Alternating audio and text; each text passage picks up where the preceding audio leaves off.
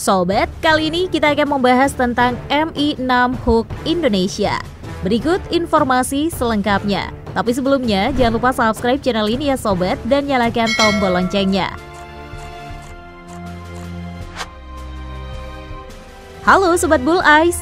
Sobat, Mi-6 Hawk merupakan helikopter angkut berat yang dikembangkan di Soviet pada tahun 1950-an. Helikopter itu telah terbang perdana pada tanggal 5 Juni 1957. Sejak kemunculannya, Mi-6 telah menghebohkan dunia lantaran dianggap sebagai helikopter terbesar dan juga memiliki mesin turbin kembar pertama di dunia. Angkatan Udara Indonesia atau AURI dilaporkan pernah mendatangkan 11 unit Mi-6 di tahun 1960-an.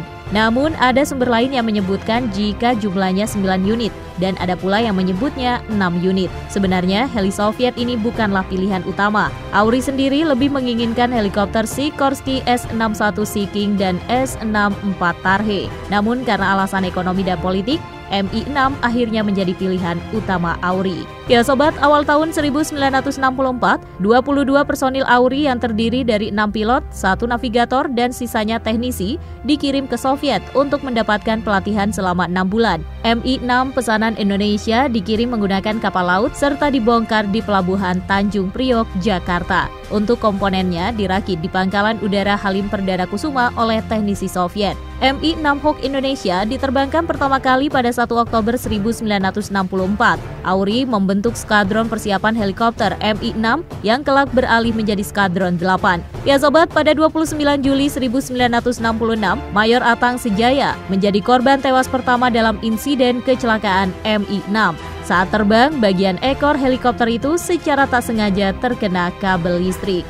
Ya Sobat, Mi-6 sempat turut andil dalam operasi militer Dwi Kora, Trikora, hingga penumpasan pemberontakan di Paraku, Kalimantan Barat. Walau banyak membantu, namun bagi para pilot AURI sendiri, Mi-6 memiliki banyak kelemahan. Menurutnya, kemampuan heli tersebut tidak sesuai dengan yang ditawarkan oleh Soviet.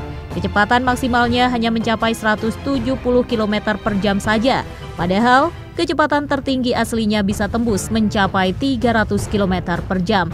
Jarak terbangnya terbilang pendek lantaran bahan bakarnya hanya mampu untuk terbang selama 2 jam saja. Namun dalam suatu saat, Mi-6 mampu terbang selama 2 jam 54 menit dari Lanut Hussein Sastra Negara Bandung hingga Tanjung Perak di Surabaya. Itu pun dengan muatan yang tidak terlalu penuh. Kemudian dari daya angkut, ternyata tidak sesuai dengan yang ditawarkan. Normalnya, heli Soviet ini hanya memiliki berat maksimum sekitar 42 ton. Sementara Mi-6 Indonesia hanya memiliki berat maksimum sangat kecil, yakni sekitar 4,5 ton saja.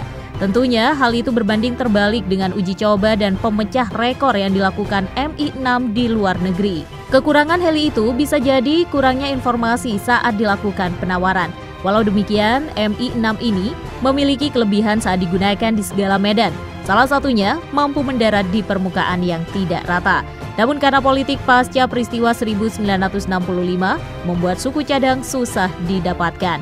Semua M6 dibesi tuakan, padahal menurut pilot yang pernah menerbangkannya, kondisinya sebenarnya masih bagus. Hal inilah yang menjadi faktor utama tidak adanya Mi-6 dijadikan museum ataupun monumen untuk dikenang.